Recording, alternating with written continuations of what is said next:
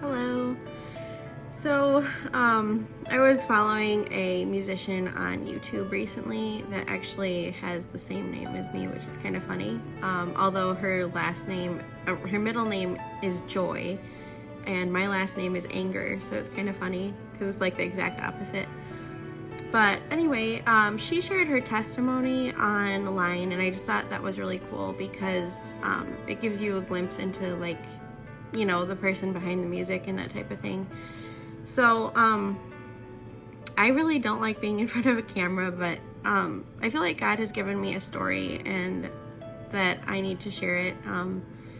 And my goal in that is to just encourage somebody, even if it's just one person. That's my goal with my music and my poetry and just my creative works and that sort of thing, is just to encourage even just one person and draw them closer to God, just through what God's given me. So I wrote a bunch of notes so I don't lose my train of thought, because when I'm in front of a camera I'm really nervous, even though there's no one in my house. It's just me this morning.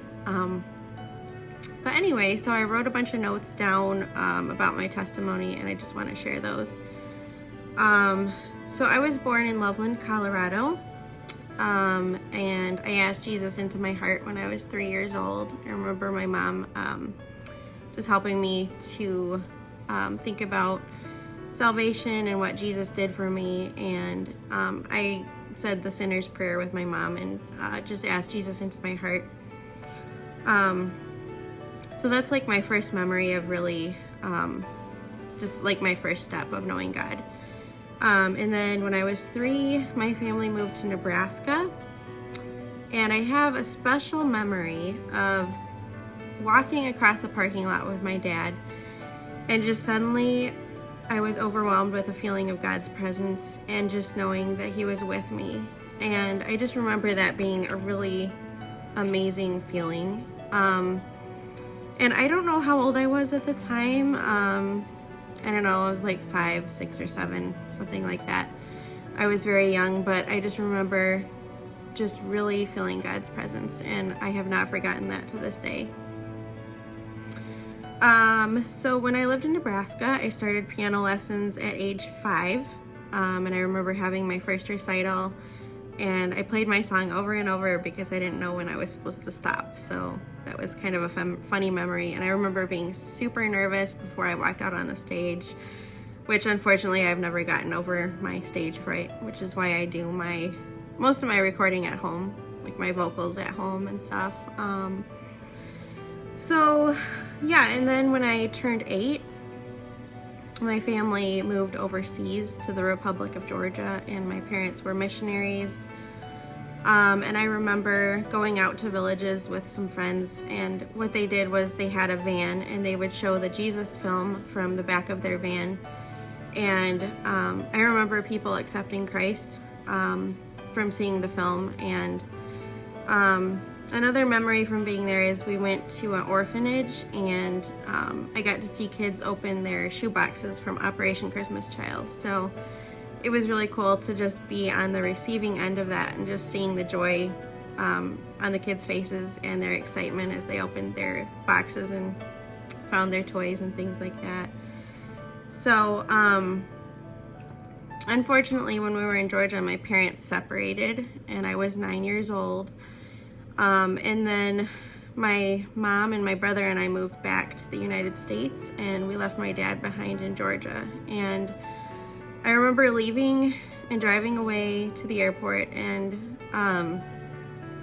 just wondering if I'd ever see my dad again. And it makes me cry just thinking about it, because growing up, my dad was my best friend. And so that was really, really hard for me. And he came back to the States a year later. Before that, we lived with some friends that had horses, and I rode the horses, and I think that was really therapeutic for me, even though I didn't really consciously think about that at the time as being therapeutic. But I grew to really, really love horses. And I went to a one-room school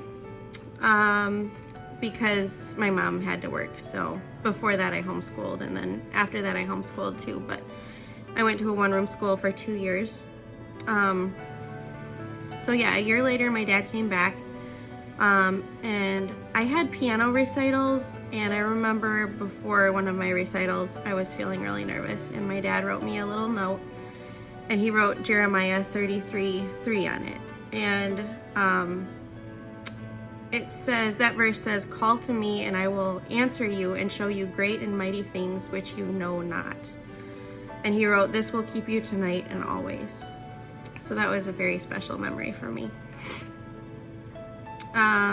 When I was 12, we moved to Traverse City from Kalkaska, Michigan. And my dad and my mom tried to work things out, but unfortunately it didn't work out.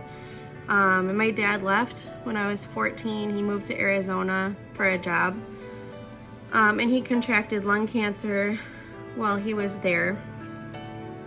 And I remember talking to him on the phone frequently. And I could tell he was in a lot of pain. And he had cancer for 4 months. I think at first they thought he had pneumonia or something like that. And then when they discovered it was cancer, it was already in the lymph nodes, and he was already in stage 4. So toward the end, we went to see him. He had lost 50 pounds and was emaciated and on oxygen. And I remember just crying the whole time, almost the entire time that we were there. And my dad read us Psalm 23, and he told us to follow God no matter what.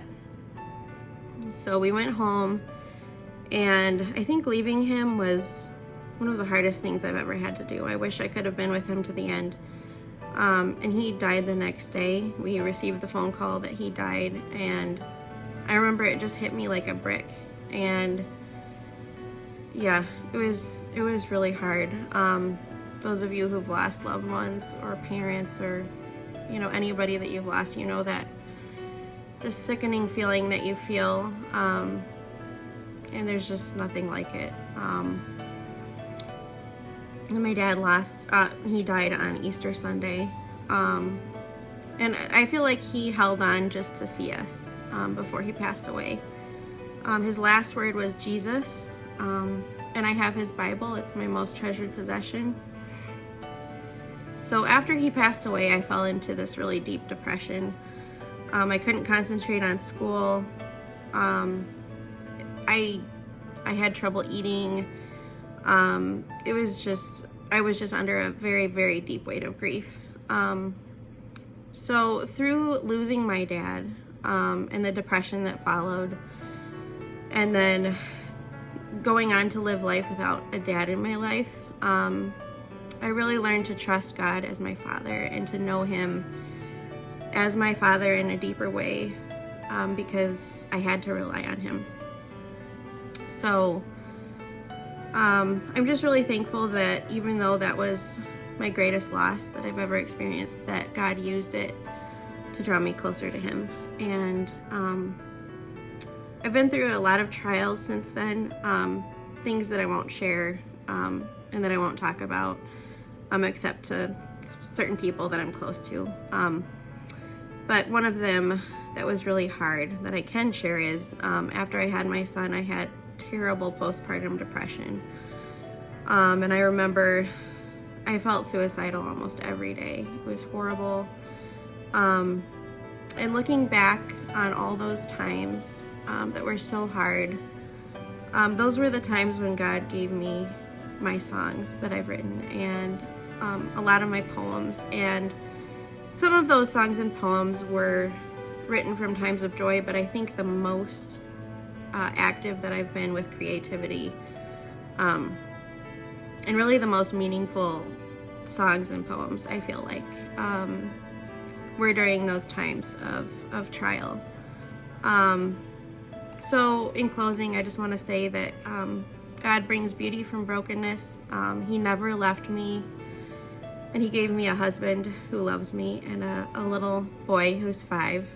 And oh my goodness, it's so hard not to cry, just because I just am so thankful. And life still has its struggles, You know, we all have our struggles. Life can be hard, but God has brought me into a good place.